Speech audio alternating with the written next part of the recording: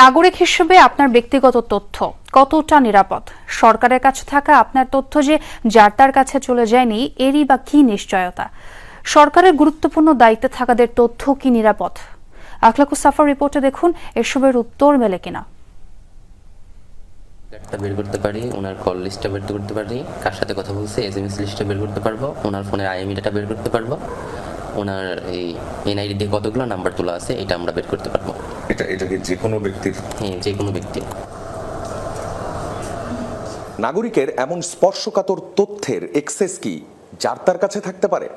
যদি নাই হয়, তাহলে সামাজিক মাধ্যমে এসব বিজ্ঞাপনের কি মানে? বিষয়টা বুঝতে আমরা যোগাযোগ করি বিজ্ঞাপনদাতাদের সঙ্গে।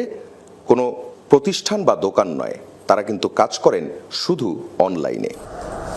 ফোন নম্বর দিয়ে এনআইডি তথ্য, sign copy, server copy, biometric তথ্য, জন্ম নিবন্ধন, আয়কর রিটার্ন, কল লিস্ট সব বিক্রি করছে তারা। এমনকি মোবাইলে আর্থিক লেনদেনের অত্যন্ত গোপনীয় ওটিপিও বাইপাস করে তারা। আমরা যে সময় অ্যাকাউন্ট করছি আমরা হলো 657 জন, এর অনেক বেশি আছে ওর কাছে ইউজার। মানে ধরা যায় 2000 ইউজার আছে ওর কাছে, মানে 2000 মানুষ ওর ওয়েবসাইটটা ইউজ করে। 2000 মানুষ যে কারো তথ্য চাইলেই সহজেই বের করতে পারবে। এটার জন্য সে কত টাকা করে নিচ্ছে? এই শুধু এই বায়োমেট্রিকের জন্য ও 131 টাকা আমাদের কাছ থেকে নিচ্ছে। রাষ্ট্রের গুরুত্বপূর্ণ ব্যক্তিদের তথ্য কি এভাবে পাওয়া সম্ভব? জবাব এলো হ্যাঁ। স্বরাষ্ট্র উপদেষ্টা অবসরপ্রাপ্ত লেফটেন্যান্ট জেনারেল জাহাঙ্গীর আলম চৌধুরীর তথ্যও কি নেওয়া সম্ভব? স্বরাষ্ট্র উপদেষ্টাটাও করা যাবে? স্বরাষ্ট্র উপদেষ্টাটাও করা যাবে, প্রধান উপদেষ্টাটাও চাইলেও করতে পারবো। আচ্ছা, আমরা স্বরাষ্ট্র উপদেষ্টাটা করি তো।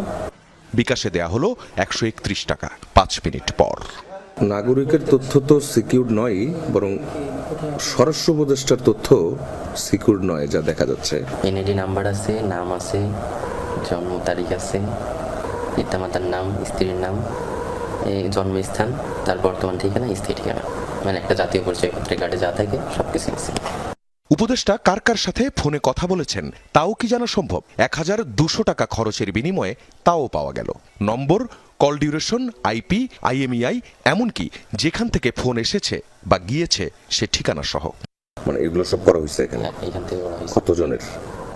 17 জনের। শুধু এআইডি থেকে 17 জনের? 17 জনের করা হয়েছে। জন্ম নিবন্ধন করা হয়েছে 4 জন। হ্যাঁ, আর এখানে যেগুলো এপিআই ইউজ করা হয়েছে জন্ম নিবন্ধনের, এই সবগুলা এপিআই দিয়েছে হলো আপনার সিস্টেম অ্যানালাইস্ট। এই মূল ওয়েবসাইটটা অপারেট করতেছে একজন ব্যক্তি, কিন্তু ওর সাথে আবার সরকারের যত সিস্টেম অ্যানালাইস্ট বা কর্মকর্তা আছে ওর সাথে কানেক্ট আছে। দরজার তালা অক্ষত, অথচ চুরি হয়ে গেছে সব, এমনকি বিক্রিও হয়ে গেছে। প্রশ্নটা হলো, এসব তথ্য কিনে কি করে মানুষ? সবচেয়ে বেশি করা হয় ব্ল্যাকমেইল। ধরুন আপনার নম্বর ব্যবহার করে এমন কোনো অপরাধ করা হলো যার সম্পর্কে আপনি কিছুই জানেন না, অথচ দাঁড়াতে হবে বিচারের কাঠগড়ায়। 6 বছর ধরে নাগরিকের তথ্যের এমন যাচ্ছে তাই অবস্থা। আখলাকুস সাফা, যমুনা নিউজ, ঢাকা।